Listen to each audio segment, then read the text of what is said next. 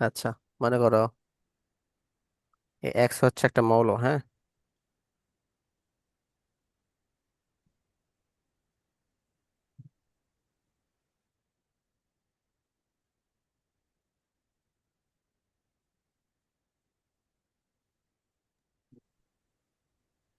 Z, এই এটা হচ্ছে তোমার, আমরা কি ভর Así সংখ্যা। que tienes que preparar bien. হ্যাঁ, জেড হচ্ছে আমাদের কি পারমাণবিক সংখ্যা।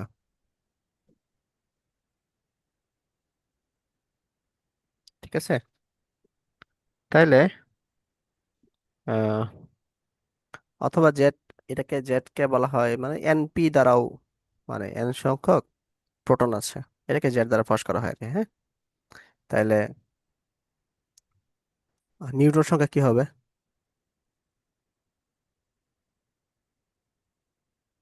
নিউটন সংখ্যা হচ্ছে তোমার এন এন। এটা হচ্ছে তোমার ভর সংখ্যা থেকে আমরা পারমাণবিক সংখ্যা যদি বাদ দেই তাহলে আমরা কি এন এন পাবো আর কি, বুঝছো? তাহলে নিউক্লিয়াসের ভর, এটা অ্যাকচুয়ালি কি, এটা হচ্ছে তোমার হ্যাঁ, এটা হচ্ছে এন এন এবং এন পি, অথবা এন এন কে আমরা কি দ্বারা বসাই, জেড প্লাস এন পি দ্বারা লিখতে পারি আর কি। তো মনে করো একটা নিউক্লিয়াস এটা, হ্যাঁ। তো এখানে হচ্ছে তোমার প্লাস পজিটিভ চার্জ গুলো আছে, মানে প্রোটন গুলো আছে। প্রোটন গুলো তার যেহেতু আমাদের পজিটিভ চার্জ, প্লাস দ্বারা রাখতেছি আর কি, হ্যাঁ। তা প্লাস দ্বারা বুঝাইতেছি আমি কি, প্রোটন। আর খালি যেটা আছে এটা কমা হচ্ছে নিউটন, মানে এখানে চার্জ নাই। তো মনে করো এখানে নিউট্রন আছে, সমান সংখ্যক নিউটন প্রোটন আছে। এখানে একটা দুইটা তিনটা চারটা পাঁচটা ছয়টা সাতটা আটটা লিখছি, তাহলে এখানে আটটা লিখতে হবে।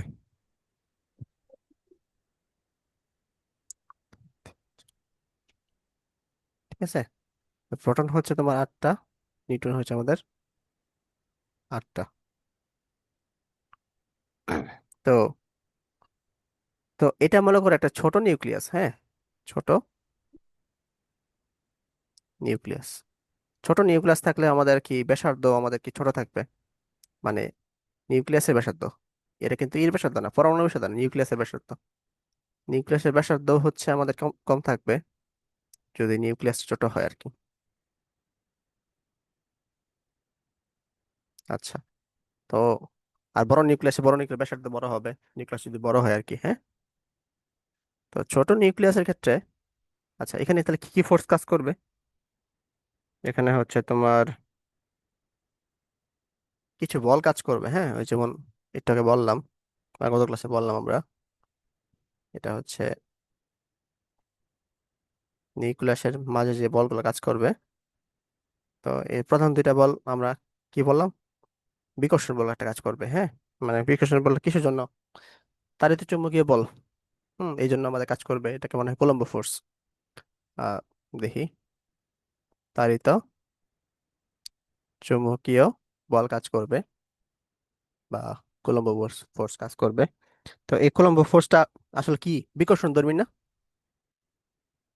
যেহেতু সমধর্মী চার্জ, প্রোটন প্রোটন কাছাকাছি অবস্থান আছে, তাহলে তারা কি ছিটকে দূরে দূরে সরে যাবে। তো এটা হচ্ছে বিকর্ষণধর্মী কাজ করবে। ঠিক আছে, তো এর ঠিক উল্টা ভাবে কাজ করবে কে? উল্টা ভাবে কাজ করবে হয় তোমার সবল নিউক্লিয় বলটা। ঠিক আছে, এর ঠিক উল্টা ভাবে কাজ করবে সবল নিউক্লিয় বল। এই সবল নিউক্লিয় বল, এটা হচ্ছে তোমার কি, আকর্ষণধর্মী।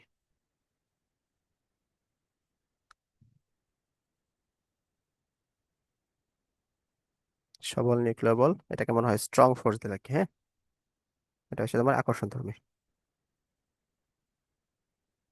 আচ্ছা, এই তাড়িৎ চৌম্বকীয় বল এটা হচ্ছে তোমার লং রেঞ্জ ফোর্স, মানে অনেক অসীম পর্যন্ত এটা কাজ করে। ঠিক আছে, থিওরিটিক্যালি এটা অসীম পর্যন্ত কাজ করবে, মানে তার কোনো ডিস্টেন্স নাই। আর সবল নিউক্লিয়ার বল এটা হচ্ছে শর্ট রেঞ্জ ফোর্স, এটা হচ্ছে তোমার শুধুমাত্র কি 10⁻⁻14 মিটারের কম ডিস্টেন্সে কাজ করে। বুঝছো? তো আশা করি এতটুকু বুঝছো, আমার কি এতটুকু আমি হুদাই লিখছি আর কি। আহ এতটুকু কি মানে কোনো সমস্যা আছে কিনা বলো? না ভাই। আচ্ছা, এখন মানে আসলে এই তেজস্ক্রিয়টা জিনিসটা কি আর কি? তেজস্ক্রিয় জিনিসটা হচ্ছে তোমার এই যে নিউক্লিয়াস থেকে একটা নিউট্রন বা প্রোটন কমে যাওয়া। ঠিক আছে? এ কমে গেলেই হচ্ছে তোমার কি হয়, ঘটনা কি হয় দেখো। মনে করো আহ ছোট একটা নিউক্লিয়াস দেখি আমরা। মনে করো অক্সিজেন, হ্যাঁ, অক্সিজেন না, আমরা হচ্ছে কি দেখা যায়, ম্যাগনেসিয়াম চিন্তা করি। তো ম্যাগনেসিয়ামের তো ইলেকট্রন আছে, হ্যাঁ, ইলেকট্রন কত ম্যাগনেসিয়াম, 12 না? এই ম্যাগনেসিয়াম ইলেকট্রন হ্যাঁ 12 ভাই। কেনা? তাহলে হ্যাঁ ওয়ান ভাই। S two 2s2, 2p, 6, 3s2। ঠিক আছে? যখন ম্যাগনেসিয়াম পরমাণু থেকে এই সর্বশেষ শক্তি স্তরে দুইটা ইলেকট্রন চলে যায়, তখন কি হয়?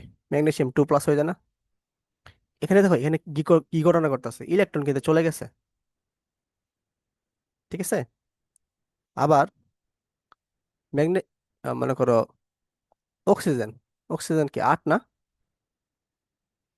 তাহলে 1s2, 2s2, 2p4। তো এখানে যখন দুইটা ইলেকট্রন কি আগমন ঘটে, তখন কি হয়? অক্সিজেন 8, 2 মাইনাস, ইলেকট্রন দুইটা চলে আসছে। তো এখানে কি ঘটনা ঘটছে? এখানে কিন্তু ইলেকট্রন চলে গেছে বা ইলেকট্রন আসছে, এই জন্য একটা আধান হয়েছে আমাদের, তাই না?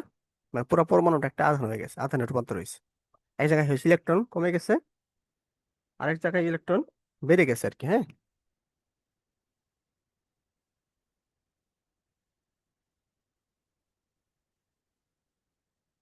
এক জায়গায় হচ্ছে ইলেকট্রন বেড়ে গেছে, এক জায়গায় ইলেকট্রন কি হয়েছে, কমে গেছে। তো এখানে এখানে হচ্ছে ইলেকট্রন নিয়ে খেলা হয়েছে আমাদের, হ্যাঁ। তো মানে ইলেকট্রন চলে গেলে বা এসে গেলে এখানে কিন্তু ম্যাগনেসিয়াম কিন্তু পরিবর্তন হয় না, এখানে ম্যাগনেসিয়ামই আছে, এখানে ম্যাগনেসিয়ামই আছে।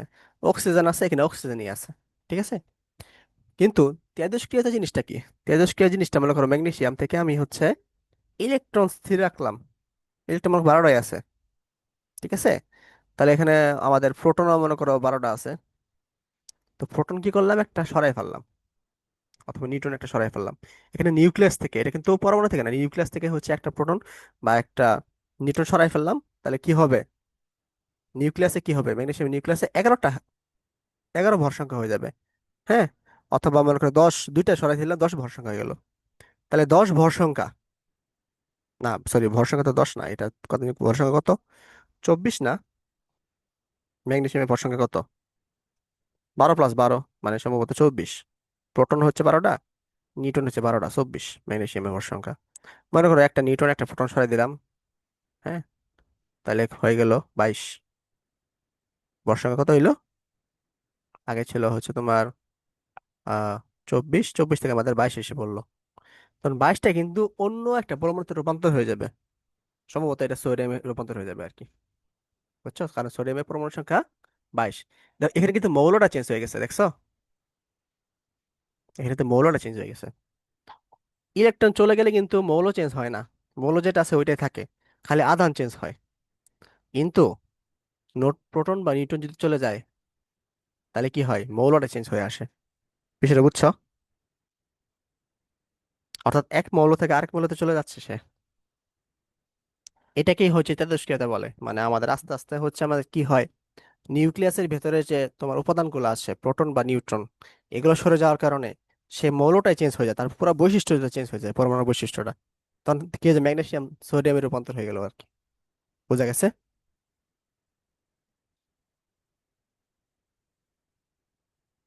এটা বুঝছো কিনা বলো? না, হ্যাঁ বুঝলাম না ভাই। তো। বুঝো নাই? আচ্ছা, 22 সোডিয়াম কেমন আসলো? 22, সোডিয়ামের ভর কত? 23 হবে। ও 23, মনে করো 23 হয়ে গেছে, হ্যাঁ। তাহলে আমি ভুল করছি, 23 মনে করো একটা নিউট্রন গেছে গা, আর প্রোটন গেছে গা, মনে করো একটা প্রোটনই যাক গা, একটা প্রোটন গেছে গা।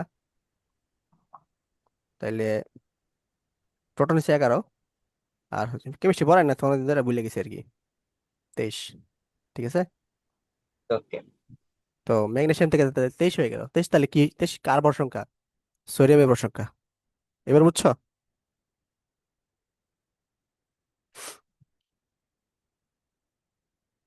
এই, হ্যাঁ, অল ক্লিয়ার।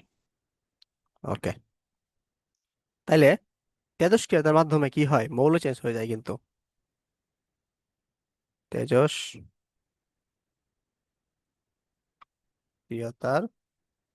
মাধ্যমে মৌল পরিবর্তন হয়ে যাচ্ছে।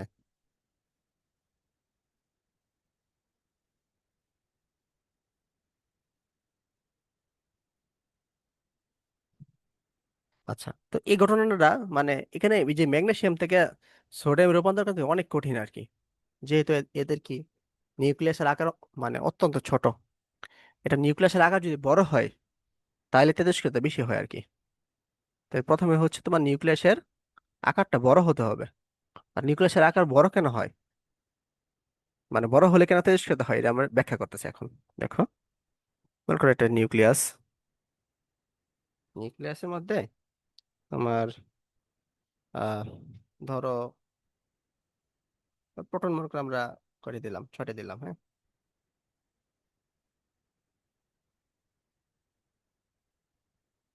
নিউট্রনও ছেড়ে দিলাম।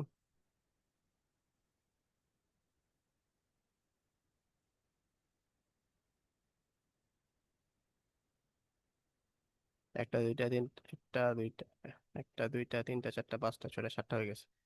3 4 5 6, আচ্ছা এখানে একটা দিলাম, হ্যাঁ। তাহলে দেখো, আহ যেহেতু সবগুলা হচ্ছে তোমার কি, আহ সবগুলা হচ্ছে তোমার কি, প্রোটন হচ্ছে ধনাত্মক চার্জ। তাহলে মনে করো এই প্রোটনের উপর চিন্তা করি আমরা, একটু আমরা শেড করে দেই। এই যে হলুদ প্রোটন, ঠিক আছে। এই হলুদ প্রোটনের উপর এখন দেখো, চিন্তা করো, এটা এটা বিকর্ষণ হচ্ছে, এটা এটা বিকর্ষণ হচ্ছে, এটা বিকর্ষণ হচ্ছে, এটা বিকর্ষণ হচ্ছে, এটা বিকর্ষণ হচ্ছে, এটা বিকর্ষণ হচ্ছে। যেহেতু কুলম্বের ফোর্স এটা অসীম পর্যন্ত কাজ করবে, তাই এখানে সবগুলো বিকর্ষণ করার পরে এখানে একটা মানে কোন দিকে হবে, এদিকে বিকর্ষণ অবশ্যই হবে, উল্টা দিকে বিকর্ষণ হবে, এদিকে বিকর্ষণ হবে, হ্যাঁ। তারপর হচ্ছে এদিকে বিকর্ষণ হবে, এদিকে বিকর্ষণ হবে। মানে তাদের যদি একটা রেজাল্টেন্ট ফোর্স, এটা হচ্ছে বাইরে দিকে হবে আর কি, হ্যাঁ। বাইরে থেকে কোনো একটা পয়েন্টে কুলম্বের ফোর্সটা কাজ করবে ভেক্টরের সূত্র অনুসারে আর কি। আচ্ছা, তো এখানে কিন্তু আমাদের কি তাহলে কাজ করবে, অসীম পর্যন্ত কাজ করতেছে। আর হচ্ছে তোমার যে এই এই যে তোমার নিউট্রন গুলো যেগুলো আছে, নিউটনের সাথে কি ঘটবে, আহ নিউটনের সাথে হচ্ছে তোমার হাতে একটু এটা অফ করবা। তো এই প্রত্যেকটা নিউটনের সাথেই আমাদের কি কাজ করবে, হুম, হ্যাঁ, একটা গ্র্যাভিটেশনাল ফোর্স কাজ করবে। এই যে প্রোটন নিউটনের সাথে গ্র্যাভিটেশনাল ফোর্স কাজ করবে, এই প্রোটন নিউটন গ্র্যাভিটেশনাল ফোর্স কাজ করবে, এই গ্র্যাভিটেশনাল ফোর্স কাজ করবে, এখানে গ্র্যাভিটেশনাল ফোর্স কাজ করবে, এখানে গ্র্যাভিটেশনাল ফোর্স কাজ করবে, হ্যাঁ। সবগুলোতে গ্র্যাভিটেশনাল ফোর্স কাজ করবে। এটাও হচ্ছে তোমার কি অসীম পর্যন্ত কাজ করবে, ঠিক আছে। কিন্তু এই সবল নিউক্লিয় ফোর্স, হ্যাঁ, এটার এটা শুধুমাত্র এই 10⁻⁻14 মিটারের মাঝখানে যেগুলো আছে এগুলোর মধ্যে কাজ করে। ধরো এটা যেহেতু অনেক বড় নিউক্লিয়াস আমরা ধরছি, তো এইটুক পর্যন্ত সবল নিউক্লিয় বলটা কাজ করতেছে, ঠিক আছে। মানে এই একটা জন্য, মানে এই পরমাণু এই এই প্রোটনের জন্য, মানে সব জায়গায় কাজ করবো, মনে করো এখানেও এই প্রোটনের জন্য কাজ করবো, এটা আলাদাভাবে চিন্তা করলাম। আমি শুধু এই প্রোটনের জন্য চিন্তা করতেছি। তো এই প্রোটনের জন্য মনে করো এখান থেকে একটু ডিস্টেন্স, এই ডিস্টেন্সটাই হচ্ছে তোমার এইটুক ডিস্টেন্স, 10⁻⁻14। তাহলে কিন্তু বাইরে কিন্তু এগুলো কাজ করতেছে না, খেয়াল করছো? অর্থাৎ তখন এই কলম্বের ফোর্সটা তোমার স্ট্রং নিউক্লিয়ার ফোর্স থেকে বেশি হয়ে যায়। আর বেশি হওয়ার কারণে এফসিডি যেহেতু বেশি আমাদের, তাহলে কি এই যে এই প্রোটনটা এখানে থাকতে পারে না, সে ছুটে চলে যায় আর কি। বুঝছো বিষয়টা?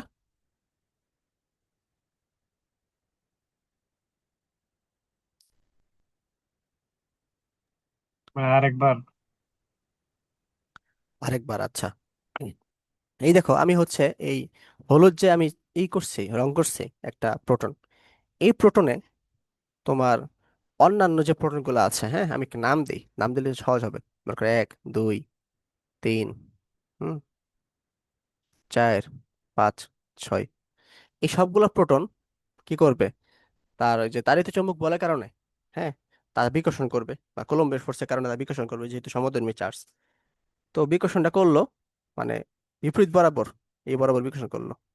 তো এই সবগুলো বিকর্ষণ ফোর্সটাকে আমরা হচ্ছে কি ভেক্টরের মাধ্যমে একটা রেজাল্টেন্ট ফোর্স মানে আহ, যোগফল আমরা বের করলাম, এফসি। ঠিক আছে। আর হচ্ছে এখানে গ্রেভিটি ফোর্স তো কাজ করবে, যেহেতু সবগুলা প্রোটন নিউট্রনের গ্রেভিটি আছে, গ্রেভিটি ফোর্স তো কাজ করবে অসীম পর্যন্ত, কিন্তু গ্রেভিটি ফোর্সটা অনেক কম আমাদের এই নিউক্লিয়ার ফোর্সের তুলনায়, এই সরি, কলম্বিয়ার ফোর্সের তুলনায়। ঠিক আছে। তাহলে তার ঠিক উল্টা বরাবর আমাদের সবল নিউক্লিয় বল কাজ করার কথা। হ্যাঁ, সবল নিউক্লিয় বল কাজ করবে, সবল নিউক্লিয় বল এই বরাবর কাজ করবে সবগুলা। ঠিক আছে।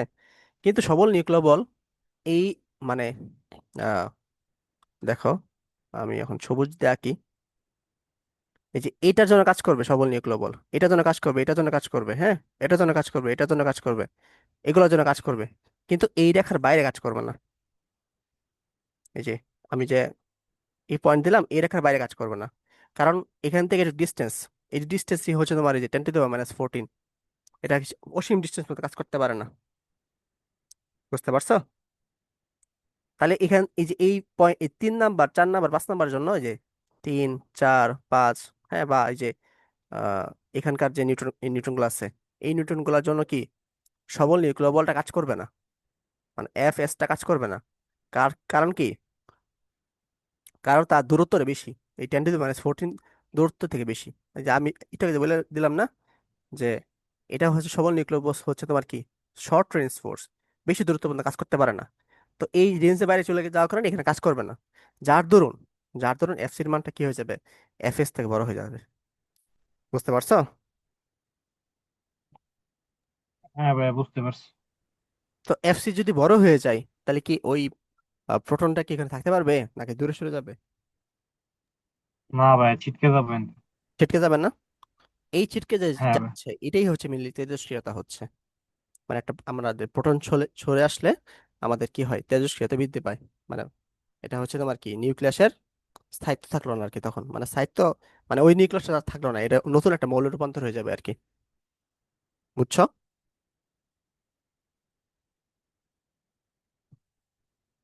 বুঝতে পারছো? হ্যাঁ ভাইয়া, হ্যাঁ ভাইয়া, বুঝতে পারছি। আচ্ছা। তাহলে তাইলে আমাদের এখানে দুইটা কন্ডিশন ঘটবে। একটা হচ্ছে তোমার আহ 1 নাম্বার, এটা হচ্ছে তোমার কি, যখন এফসিটা এফসিটা হচ্ছে তোমার ছোট অথবা বড়, কার থেকে, তোমার স্ট্রং নিউক্লিয়ার ফোর্স থেকে। কলম্বিয়া ফোর্সটা যখন ছোট হবে অথবা সমান হবে, তখন হচ্ছে পরমাণুটা কি হবে, স্টেবল হবে।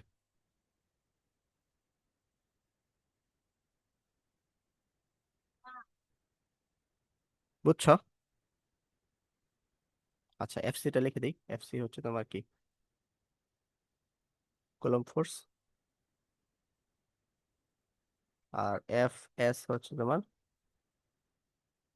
Strong nuclear force. ঠিক আছে। তো এটা কখন ঘটবে, যখন হচ্ছে তোমার তোমার নিউট্রনের নাম্বার অফ নিউট্রন আর নাম্বার অফ প্রোটনের যে অনুপাতটা অবশ্যই 1.5 থেকে কি হতে হবে, কম বা সমান হতে হবে। তাইলে হচ্ছে কি ঘটনা ঘটবে, তাইলে হচ্ছে পরমাণুটা স্টেবল হবে আর কি। বুঝতে পারছো? তাহলে একটা এক্সাম্পল দেই। এক্সাম্পল হচ্ছে তোমার মনে করো অক্সিজেন। উম,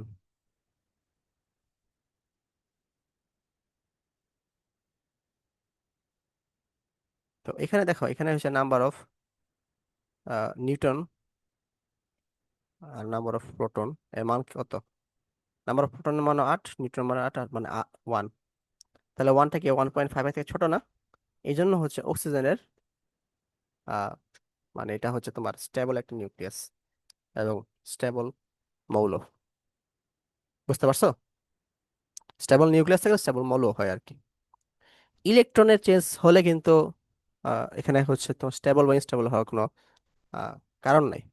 নিউক্লিয়াসে চেঞ্জ হয়ে গেলে আনস্টেবল হয়ে যায় আর কি, অর্থাৎ তখন অক্সিজেন আর অক্সিজেন থাকবে না, অক্সিজেন হচ্ছে অন্য কোনো পরমাণুতে রূপান্তর হয়ে যাবে আর কি।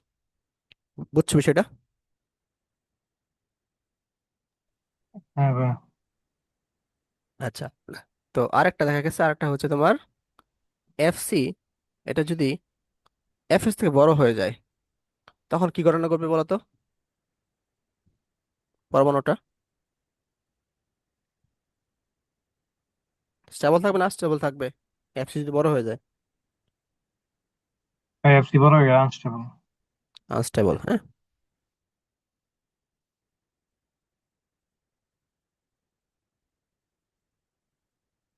আচ্ছা, তো এটা কখন ঘটবে? এটা হচ্ছে তোমার নাম্বার অফ নিউটন এবং নাম্বার অফ প্রোটন, এটার মানটা হচ্ছে তোমার 1.5 থেকে যখন বড় হয়ে যাচ্ছে আর কি, সমান না বড় হয়ে যাচ্ছে, তখন হচ্ছে এই ঘটনা ঘটতেছে। যেমন এক্সাম্পল সে দেখি, এটা হচ্ছে বৃহৎ পরমাণুর ক্ষেত্রে, হ্যাঁ। আহ, যেমন ইউরেনিয়ামের ক্ষেত্রে দেখি 235, 92। আচ্ছা, এক্ষেত্রে নাম্বার অফ নিউট্রন এবং নাম্বার অফ প্রোটন, প্রোটনের মান হচ্ছে তোমার কি যে 92 পারমাণবিক সংখ্যা, আর নিউট্রনের মান তো আমরা জানি না, এটা হচ্ছে 235 মাইনাস 92। এটা করব, তো এটা করলে কত কত আসে দেখো তো একটু।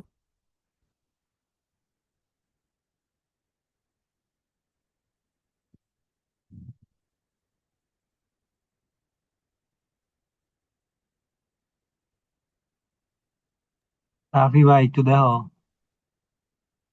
রাফি তো নাই। রাফি ভাই কই গেল আবার? বুঝতেছি না তো। আমার তো ব্যাগ থেকে আবার বের করা লাগবো, দাঁড়ান।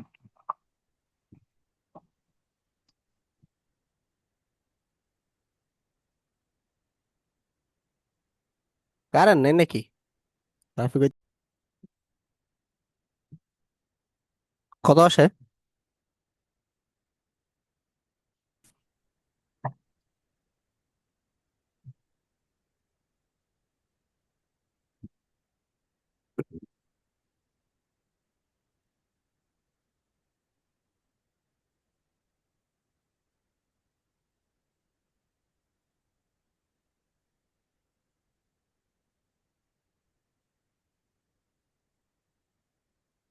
এই কথা শোনা যায় না? হ্যাঁ, শুনতে পারতেছি তো। আমার কথা শুনতে পারতেছো? হ্যাঁ ভাই। এই এটার আনসার কত আসে? এটার মানই তো 1.55 আসে। 1.55, এটা দেখো, এটা হচ্ছে 1.5 থেকে একটু বড়, মানে 0.05 মানে কিছুটা হলে বড় আর কি। ঠিক আছে, তাহলে অবশ্যই এখানে কি ঘটবে? তেজস্ক্রিয়তা ঘটবে। এই জন্য ইউরেনিয়ামের বা ইউরেনিয়াম থেকে ভারী যে পদার্থগুলো আছে, ওই ভারী পদার্থগুলো থেকে আমাদের তেজস্ক্রিয় নিঃসরণ হয়, এবং এখান থেকে আমরা এই যে নিউক্লিয়ার এনার্জি গুলো পাই আর কি। বুঝতে পারছো? হ্যাঁ ভাই, বুঝতে পারছি। ওকে, তো এখন আমরা দেখি তেজস্ক্রিয়তা ক্ষয়সূত্র। তেজস্ক্রিয়তা ক্ষয়সূত্র যারা কে দিছিল, বিজ্ঞানটা আনতে ভুলে গেলাম। বেকেরেল। বেকারেল, বেকারেল, হ্যাঁ হ্যাঁ, বিজ্ঞানী বেকারেল দিছিল আর কি। ইয়াতে পড়ছো? আবার হ্যাঁ ভাই, রিডিং দিছিলাম লাস্টে। আবার কাজ করছিল মেরি কুরি আর পিয়ারি কুরি, তো মনে হয় কুরি। ও, শিওর তো বেকারেল দিছে? হ্যাঁ ভাই, ওর নামই তো দেখলাম একক একক দেওয়া ইউরেনিয়ামের তেজস্ক্রিয়তা। ওকে ওকে, তো বিজ্ঞানী বেকারেল হচ্ছে দিছিল সূত্রটা এরকম: কোন তেজস্ক্রিয় মৌলের তেজস্ক্রিয়তা বিভাজনের হার ওই সময়ের অক্ষত পরমাণুর সংখ্যার সমানুপাতিক। ঠিক আছে, আসলে কি কোন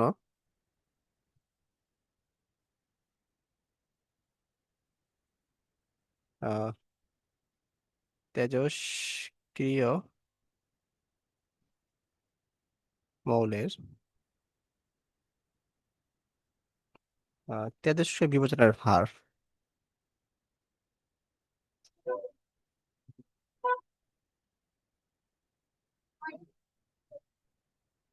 বিভাজনের হার ওই সময়ের অক্ষত পরমাণু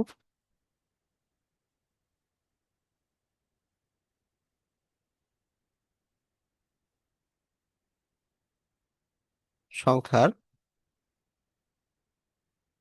সমানুপাতিক।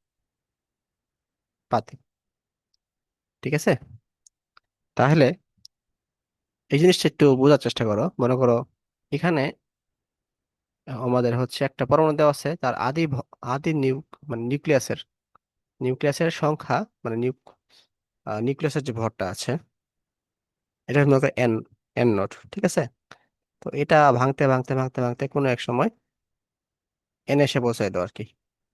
ঠিক আছে, অর্থাৎ পরিবর্তন হয়েছে কত, এন মাইনাস এন নট না? এটাকে আমরা ডেল এন দ্বারা প্রকাশ করি। আর হচ্ছে টি টু জিরো সময় থেকে আমাদের টি ইকুয়াল টু টি সময় পর্যন্ত আমরা অবজার্ভ করছি, তাহলে ডেল টি ইকুয়াল টু কি আসবে? ডেল টি আসবে তোমার টি মাইনাস জিরো, মানে টি, মানে ডেল টি সময়। ঠিক আছে, তাহলে কি বলছে, কোন তেজস্ক্রিয় মৌলের তেজস্ক্রিয়তা, তেজস্ক্রিয় বিভাজনের হার ওই সময়ের অক্ষত পরিমাণের সমানুপাতিক। আমি হচ্ছে মানে জিরো থেকে দেখা জিরো থেকে দেখা শুরু করলাম, এবং টি সময় পরে হচ্ছে দেখলাম এটা হচ্ছে এন। ঠিক আছে, তাইলে এটার হার কি হবে? Del N by del T হবে না? মানে এটা কিভাবে আসলো, এটা ঐকিক নেমে আসছে ডেল টি সময়ে, ডেল টি সময়ে কি করছে, আহ বিভাজিত হয়েছে, হয়েছে তোমার ডেল এন। তাহলে একক সময় বিভাজিত হয়েছে কি হবে, del T by, sorry del N by del T. ঠিক আছে, এটা যদি তাৎক্ষণিক চিন্তা করি, তাৎক্ষণিক মানে, তাইলে আমাদের ডিফারেন্সিয়েশন সূত্র কি হবে, ডিএন বাই ডিটি। তো এই ডিএন বাই ডিটি, এই ডিএন বাই ডিটির কার সমানুপাতিক? অক্ষত পরমাণুর সংখ্যার সমানুপাতিক। অক্ষত পরমাণু কোনটা, এটা তো ক্ষত হয়ে গেছে, এন নট কিন্তু ক্ষত, ক্ষত হয়ে তো আমাদের এনে আসলো, এবং এনও ভবিষ্যতে ক্ষত হবে। কিন্তু আমি তাকে দেখছি টি সময়ের পরে তার হচ্ছে, সেটা হচ্ছে অক্ষত হয়েছে এন, তখন এটার সমানুপাতিক হচ্ছে এটা। যেহেতু এটা অবশ্যই কমবে, মানে আমাদের এন নটটা বেশি থাকবে, এন সবসময় কি কম হবে। হ্যাঁ, কারণ তেজস্ক্রিয়তা কি আস্তে আস্তে কি, নিউটন সংখ্যা বা প্রোটন সংখ্যা এগুলো কি আস্তে আস্তে কমে, কমার কারণে হচ্ছে টেলর মান সবসময় নেগেটিভ হবে আর কি। তাহলে এটা হবে মাইনাস। বিষয়টা বুঝছো?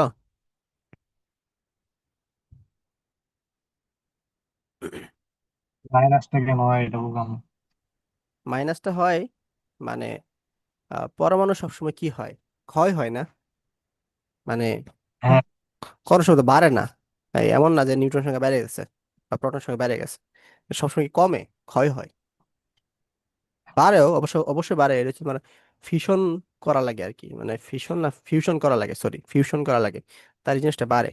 কিন্তু এখানে সবসময় কি হচ্ছে, ফিশন হচ্ছে, মানে কমতাছে আর কি, মানে এই কমার তেজস্ক্রিয়তা আমরা দেখতেছি আর কি। বুঝতে পারছো? হ্যাঁ ভাই, বুঝতে পারছি। আচ্ছা, তাইলে এখান থেকে আমরা কি লিখতে পারি, d n by d t equal to minus lambda n. এই ল্যামডা হচ্ছে একটা ধ্রুবক, সেটা হচ্ছে তোমার কি, তেজস্ক্রিয়তা ধ্রুবক বা অবক্ষয় ধ্রুবক বলা হয় এটাকে।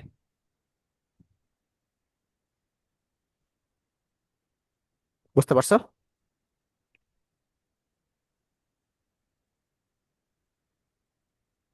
হ্যাঁ ভাই।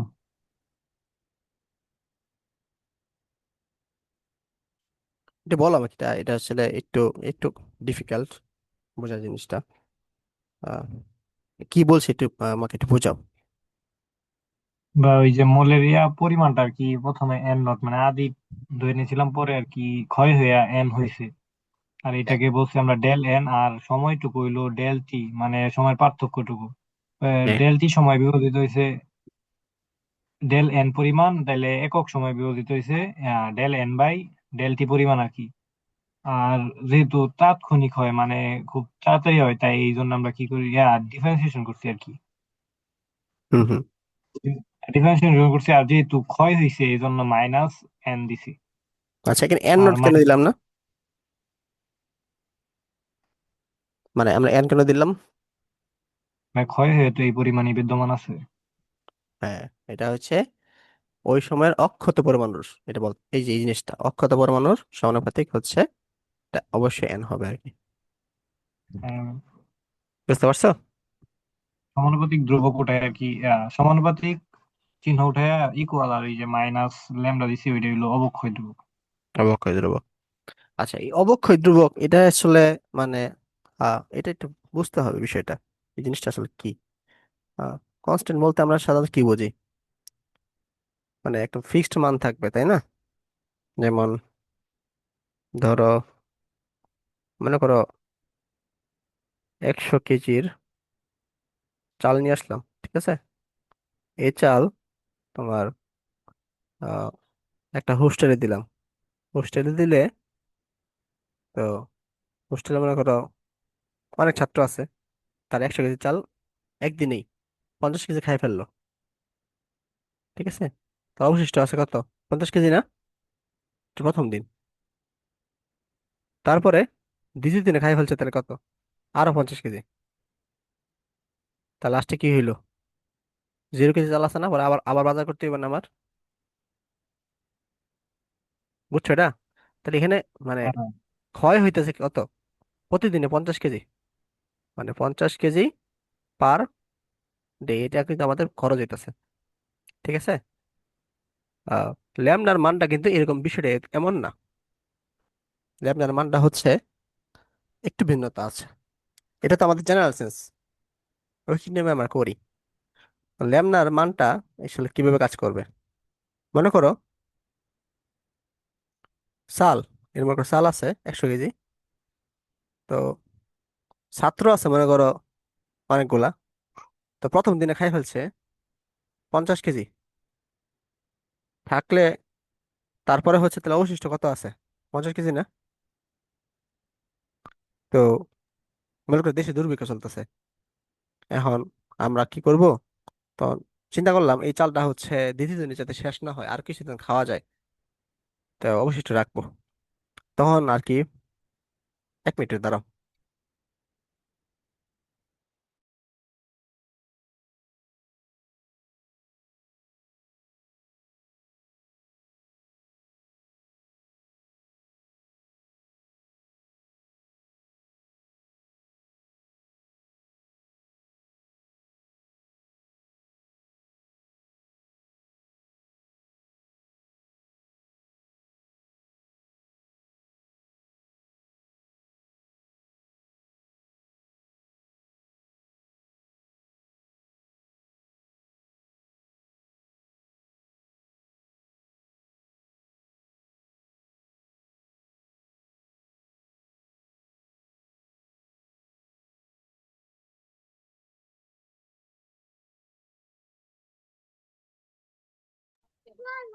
আচ্ছা, হ্যাঁ লিওন আছো? হ্যাঁ ভাই আছি তো। ওকে। তো মনে করো দেশে দুর্ভিক্ষ চলতেছে, আমি 50 কেজি চাল প্রথম দিন খাই ফেলছি। তো পরে চিন্তা করলাম যে দ্বিতীয় দিনে আসলে চালটা যাতে শেষ না করি, আর একটু বেশি দিন যাতে চালটা চলুক। তো দ্বিতীয় দিনে আমি কি করলাম, ওই 50 কেজি নাইরাইন দা 25 কেজি রাখলাম, এবং প্রত্যেক পোলাপান রে আহ মনে করেন আগে 2 প্লেট করে খাইতো, এখন আমি আর কমাই দিলাম। দ্বিতীয় দিনে হচ্ছে আমি কি করলাম, সবার 1 প্লেট করে ভাত দিলাম। তাহলে আমাদের ভাত তাহলে খরচ কত হইলো? 25 কেজি। অবশিষ্ট রইলো 25 কেজি। বুঝতে পারছো? পরে তৃতীয় দিনে আবার কি করলাম, আবার কমাই দিলাম। হ্যাঁ, আমি তখন 1/2 প্লেট করে ভাত দিলাম। তাহলে ভাত শেষ হইব কত? 12.5 কেজি করে শেষ হইব না? অবশিষ্ট থাকবে কত? 12.5 কেজি। বুঝছো? এরকম করতে করতে আর কি আস্তে আস্তে আস্তে আস্তে অর্ধেক করতে করতে করতে অনেক দিন পরে হচ্ছে আমাদের শেষ হবে। এরকম হুট করে শেষ হয় না। কারণ কি? কারণ হচ্ছে এখানে দেখো, এখানে কিন্তু বাইরে থেকে কি হচ্ছে, বাইরে থেকে হচ্ছে মানুষ খাচ্ছে আর কি, মানুষ জিনিসটা শেষ করতেছে, ঠিক আছে, যার দরুন হচ্ছে এটা অর্ধেক হয়ে যাচ্ছে। কিন্তু এখানে কি গণনা করতেছে, এখানেও মানুষ খাচ্ছে, মানে মনে করো মানুষ এখন নাই, শুধু অনুসংখ্যায় আছে। প্রথমে মনে করো 100 কোটি অণু আছে, তারপর এটা অর্ধেক হয়ে গেছে 50 কোটি অণু। এই অণুই তো আমাদের বিবেচিত হবে, তাই না? তো এখানে ঐকিক নিয়মটা খাটবে না। তখন এই যে 50-এর সাপেক্ষে কাজ করবে, 50-এর সাপেক্ষে কাজ করবে, 50টা ভাগ হইতে আমার অনেকদিন টাইম লাগবে, এটা 25 হবে। তারপর 25টা ভাগ হইতে অনেকদিন টাইম লাগবে আর কি। বুঝতে পারছো?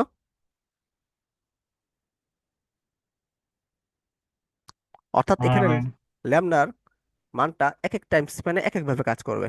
মানে ল্যামডা এটুকের জন্য ল্যামডা কনস্ট্যান্ট, কিন্তু এই ল্যামডার মান আবার এই ল্যামডা কাজ করবে না, এটার জন্য ল্যামডা আবার আলাদা। বুঝতে পারছো? এটুকের জন্য আবার ল্যামডা কনস্ট্যান্ট, আবার এটুকের জন্য ল্যামডা কনস্ট্যান্ট। না, এক এক স্পেনে ল্যামডা এক এক ভাবে কাজ করবে আর কি। বিষয়টা বুঝছো? জি ভাই, বুঝতে পারছি। আচ্ছা। তো আচ্ছা, এখন আমরা আসলে দেখি, মানে আমরা যদি এখন সূত্রের মাধ্যমে নিয়ে আসি, এত বিস্তারিত মানে বুঝতে পারে মাথা নষ্ট হয়ে যায়, মানে সূত্র লাগে আর কি ম্যাথ করতে। তো আমরা দেখি যে টি সময়ে আসলে অক্ষত পরমাণু সংখ্যা এটা আসলে কত আসে, মানে এন এর মানটা আমরা বের করবো। ঠিক আছে, কিসের এন এর মান? যে আগে যে চিত্র করছিলাম, আগে সে এন নোট ছিল, আর ডেল এন হচ্ছে কমে গেছে, তারপর এন আসছে। হ্যাঁ, মানে ডেল এন মান হচ্ছে অবশ্যই এন মাইনাস এন নোট, এবং ডেল এন সবসময় নেগেটিভ হবে, কারণ এন নটটা কি হবে, এন থেকে বড় হবে। তারপরে ডেল টি, এটা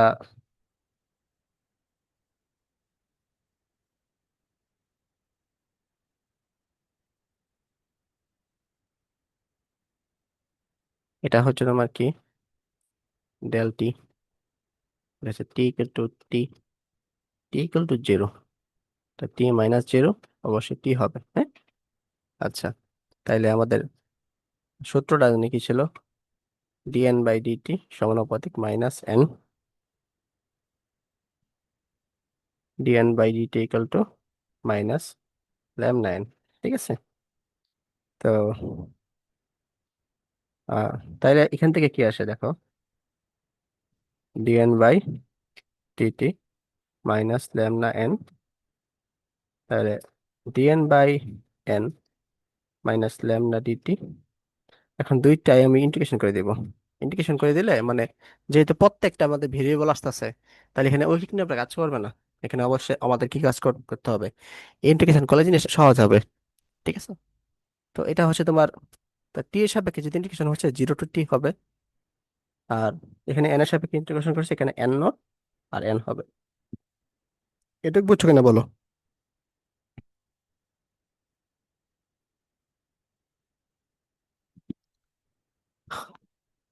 লিয়ান, এটা বুঝছো? হ্যাঁ ভাই, বুঝতে পারছি।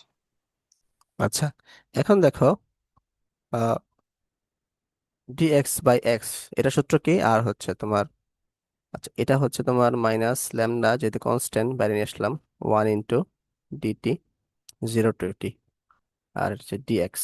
এই দুটো সূত্র কি জানো ইন্টিগ্রেশনের? কোনটা ভাই? এই দুইটা, এটা হচ্ছে লন এক্স, ঠিক আছে, লন এক্স প্লাস সি, এটা হচ্ছে তোমার এক্স প্লাস সি। এই যে দুটো সূত্র কি জানো? হ্যাঁ। হ্যাঁ ভাই, বলছিল একদিন। ওকে, তাহলে এটা হচ্ছে লন এন, ঠিক আছে, এটা লন এন হবে। আর যেহেতু ইন্টিগ্রেশন লিমিট আছে, তাহলে আমাদের সিটা হবে না, আমরা লিমিট বসাবো। আর এটার পরিবর্তে আমাদের যেহেতু টি এর সাপেক্ষে হচ্ছে, এক্স এর সাপেক্ষে হলে 1 ইন্টু ডিএক্স, এক্স এর সাপেক্ষে হলে এক্স আসে, যেহেতু টি এর সাপেক্ষে হচ্ছে তাহলে অবশ্যই কি হবে, টি প্লাস সি হওয়ার কথা, যেহেতু লিমিট আছে, তাহলে 0 টু টি হবে আর কি। বুঝা গেছে? তাইলে এবার বুঝতে পারছি। আগে আপার লিমিট বসাবো, পরে লোয়ার লিমিট বসাবো, এরপরে হচ্ছে তোমার এখানেও আপার লিমিট মাইনাস লোয়ার লিমিট। বুঝা গেছে? আচ্ছা, এখানে লিখি আমি। এখানে হবে তোমার মনে করো লন, যেহেতু নেগেটিভ, তাহলে N minus N naught lambda t. এটাকে লনটাকে যদি ওই পাশে নেওয়া যায়, N N naught e to the power minus lambda t এটা আসে, অথবা এন, তারপরে হচ্ছে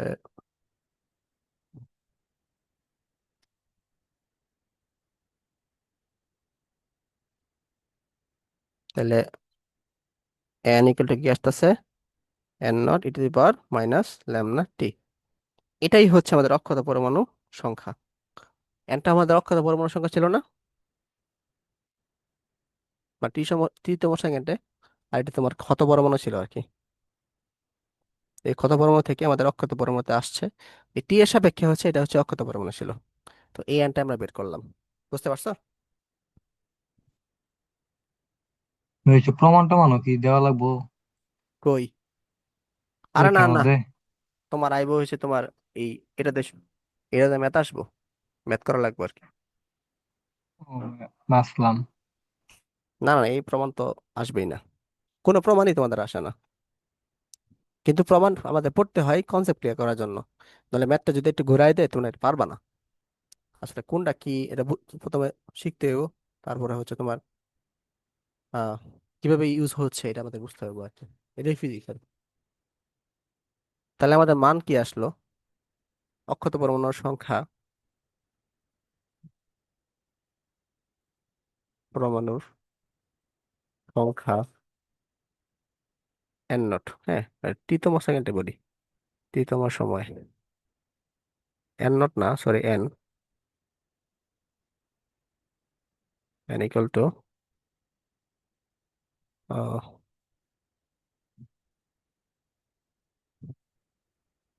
N equal to N naught e to the power minus lambda t. এটা আসছে আমাদের, হ্যাঁ। তাইলে এখানে দেখো, এখানে এনটা আসলে অক্ষত পরমাণু, এটা তো বুঝলামই। এন নোটটা কি, ল্যামডা কি, আর টি কি, বলো।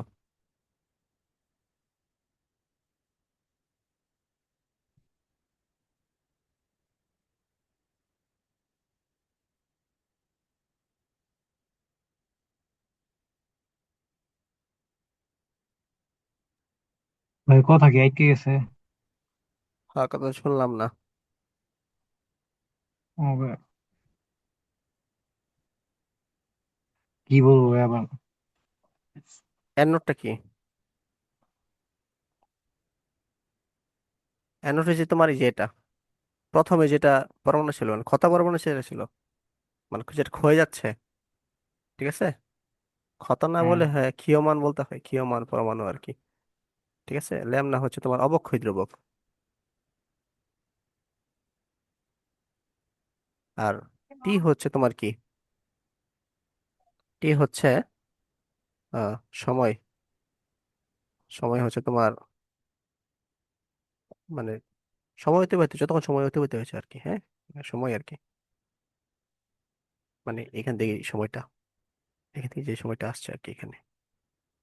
আচ্ছা, তো এটার তাহলে গ্রাফটা কিরকম হবে, মনে করো এটার গ্রাফটা হচ্ছে এদিক দ্বারা হচ্ছে তোমার এন, আর এদিক দ্বারা হচ্ছে তোমার টি থাকবে, হ্যাঁ, সময়। তাহলে প্রাথমিক অবস্থায় মনে করো যখন টি ইকুয়াল জিরো, তখন এখানে এন নট ছিল। তো আস্তে আস্তে জিনিসটা কি কমবে না? তাহলে এন এর মান তো কমবে, সময় যত বাড়বে এন এর মান কমবে। তাহলে গ্রাফটা হচ্ছে এরকম হবে আর কি, যেটা এক্সপোনেনশিয়াল গ্রাফ। আচ্ছা, এক্সপোনেনশিয়াল গ্রাফটা তোমাদের আগে বুঝতে হবে। এটাতে পার এক্স, এটার গ্রাফটা কেমন হয়, মানে ওয়াই ইকুয়াল টু এটাতে পার এক্স, এক্স এর মান ওয়াই এর মান, এটা গ্রাফটা হচ্ছে এরকম বাড়ে, এই যে এরকম এক্সপোনেনশিয়াল গ্রাফ হচ্ছে এরকম হয় আর কি। ঠিক আছে, মানে এক্স এর মান বসাইলে আমরা কে ওয়াই এর মান পাবো না, এক বসাবো, জিরো বসাবো, এরকম বসাইলে একটা করে মান পাবো। মানগুলো যদি এখানে বসাই তাহলে গ্রাফটা আমাদের কিরকম আসবে, এরকম আসবে। যেহেতু এটা কি y equal to e to the minus x, এটার মতো করে লেখা যায় আর কি, ঠিক আছে। মানে এনটাকে আমি যদি ওয়াই কল্পনা করি, আর এন নট তো আমাদের কনস্ট্যান্ট, হ্যাঁ, আর ই টু দি মাইনাস এটাকে যদি এক্স কল্পনা করি, তাহলে গ্রাফটা কেমন হবে? গ্রাফটা হচ্ছে উল্টা হবে আর কি, এরকম, ঠিক আছে। মানে এখান থেকে স্টার্ট হবে এবং এখানে ইনফিনিটি পর্যন্ত যাবে আর কি, মিলবে না। তো এখান থেকে স্টার্ট হয়েছে, তাহলে এটার গ্রাফটাও এরকম হবে আর কি। গ্রাফটা কি বুঝছো তাহলে? হ্যাঁ ভাই। আচ্ছা, তাইলে আমরা কিছু ম্যাথ দেখি এই রিলেটেড। ম্যাথ আর কিছু, আচ্ছা, আরেকটা থিওরি মনে হয় বাকি আছে, থিওরিটাও দেখতে হবে আমাদের।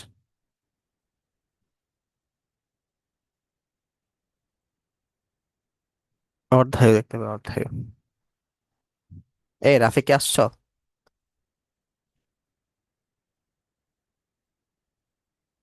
হ্যাঁ জি জি, আমি আসছি।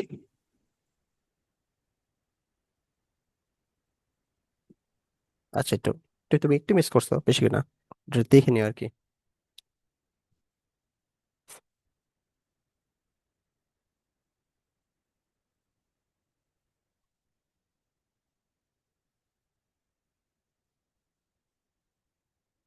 অর্ধায়ু, অর্ধায়ু জিনিসটা কি এটা প্রথম বুঝতে হবে। কোন তেজস্ক্রিয় মৌলের হচ্ছে অর্ধেক পরিমাণ যদি ক্ষয় যে হতে যে সময় লাগে, এটাকে অর্ধায়ু বলে।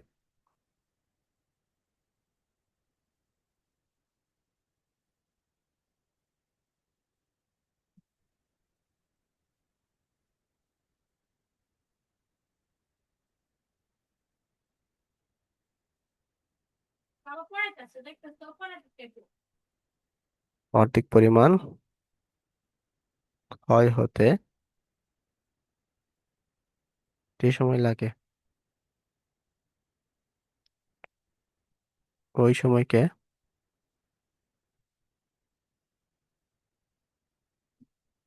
অর্ধায়ু বলে আর কি, হ্যাঁ। তাহলে মনে করো একটা আদি অবস্থা, এটা হচ্ছে তোমার ক্ষীয়মান হচ্ছে একটা পরমাণু, এটা তোমার আহ অর্ধেক হয়ে যাবে আর কি, ঠিক আছে। এন, এটা হবে n0/2, এরকম হয়ে যাবে আর কি। তো এই সময়টা লাগে হচ্ছে তোমার টি ইকুয়াল টু জিরো থেকে t=t½ তাহলে এখান থেকে এখানে যে টিটা আসছে, এই টিটাই হচ্ছে আমাদের অর্ধায়ু, ঠিক আছে। এটাকে আমরা নাম দিলাম t½ তো এই সময়টা আমাদের বের করতে হবে আর কি। তো একটু আগে আমরা প্রমাণ করছি, কি প্রমাণ করছি? n=n0 e⁻λt। তো এখানে দেখো, এখানে n এর মান কি, অর্ধেক, n0/2, জাস্ট n0/2 বসাই দেব। n0 e⁻λ টি এর জায়গায় t½ বসাই দেবো আর কি, জাস্ট, আর কিছু না, ঠিক আছে। তাহলে এখানে আমরা কি করতে পারি, এখানে n0 কাটা, হাফ, এটা আমরা কি লিখতে পারি, 1/e⁻λ অথবা 2 e⁻λ মানে আমরা এখানে মিলে t½ বের করবো, ঠিক আছে। তাইলে ওই পাশে হচ্ছে আমরা লন দ্বারা গুণ করে দেই, ঠিক আছে। তাহলে ln 2, যেহেতু এটা হচ্ছে পাওয়ার, পাওয়ার থাকলে আমরা এই জিনিসটা বাইরে নিয়ে আসতে পারি, ln e।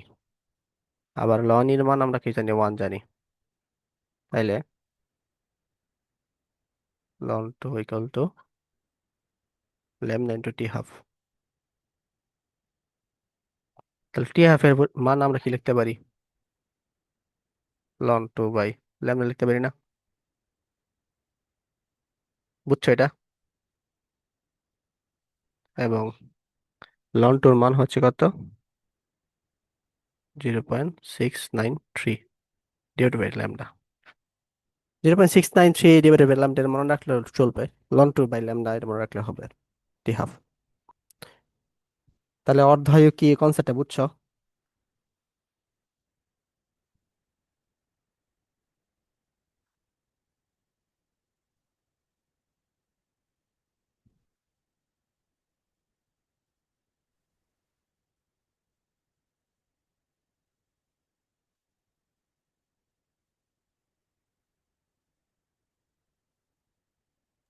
রাফি ভাই লাইক দিয়ে লাভ নাই ভাই, লাইক দেখে না। কে লাইক দিতেছে? ও, এটা তো পাওয়ার পয়েন্টে ক্লাস দিতেছে তো রাফি, আমি বুঝি না আর কি লাইক দিলে বলতে হইব। আচ্ছা তাহলে আমি ফোন দিয়ে বলতেছি যে আমি বুঝছি তার। ফোন দিয়ে বলা দরকার নাই, তুমি একটু কষ্ট করে মাইক আনমিউট করে বললো।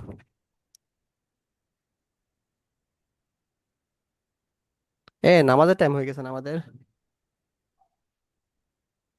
নামাজ করার দিকে 8:15 না? ভাই একটা অলরেডি 2 মিনিট গেছে গা। ওহো, এই নামাজ পড়ে আসো আগে, পরে ম্যাথ করবো না।